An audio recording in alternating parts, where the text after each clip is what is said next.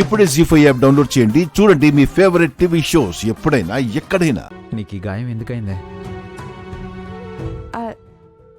తెలియనట్టు అడుగుతున్నారేంటి? ఆ దొంగ విధవలు నా నగల కోసం. ఆగిపోయామే, చెప్పు. ఆల్రెడీ చెప్పిన అబద్ధమేగా. ఇంకొకసారి అదే అబద్ధాన్ని నా కళ్ళల్లోకి సూటిగా చూసి చెప్పు.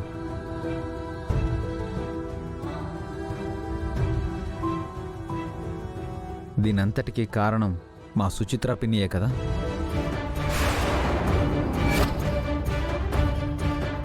అయ్యో, ఆవిడెందుకు? తన తప్పును ఒప్పుకొని నీ దగ్గరకు వచ్చి సారీ చెప్పడం నేను విన్నాను గుండమ్మ.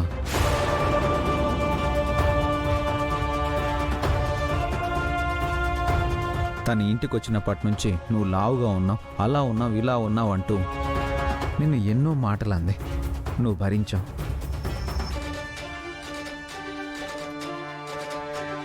ఎన్నోసార్లు నిన్ను ఇబ్బంది పెట్టింది, అయినా సహించావు. ఆఖరికి ఇంత పనిచేసిన తర్వాత కూడా నువ్వు తన్ని క్షమించావు అంటే అది నిజంగా అందరి వల్ల కాదు గుండమ్మా. నిన్ను చంపాలని చూసింది తనే అని తెలియగానే తను చంపాలన్నంత కోపం వచ్చింది.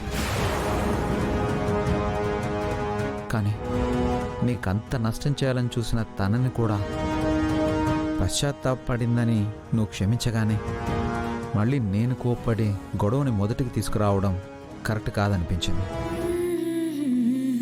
తప్పు చేసిన వాళ్ళని క్షమించడం కంటే చేసిన తప్పుని తెలుసుకుని మారడం చాలా గొప్ప విషయం అండి.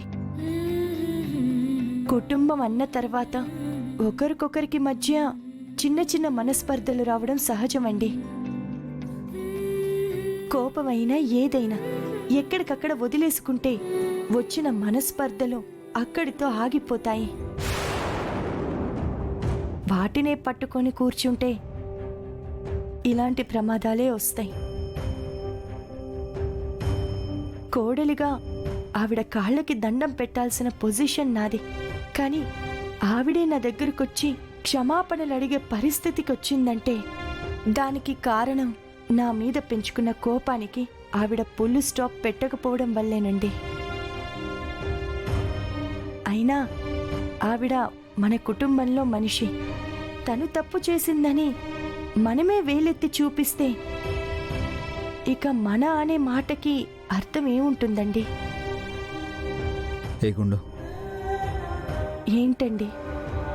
ఒక్కొక్కసారి నువ్వు నాకు తెగ నచ్చేస్తుంటావు తెలుసా?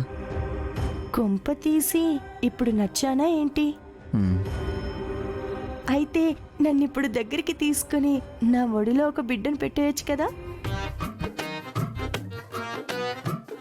అయ్యయ్యో, నాకొక్కరే చాలండి. మిమ్మల్ని ఏమి ఇబ్బంది పెట్టనులేండి. నీతో వచ్చిన ప్రాబ్లమే ఇదే. కొంచెం దగ్గరైతే చాలు, నెత్తికి ఎక్కేస్తావు. ఏ కుదరదంటారా? కుదరదు. కొంచెం కూడా ఛాన్స్ లేదా? లేదన్నాను కదా. ఏమండి, ఒకే ఒక్కసారి ఆలోచించుకోవచ్చు కదా. నేను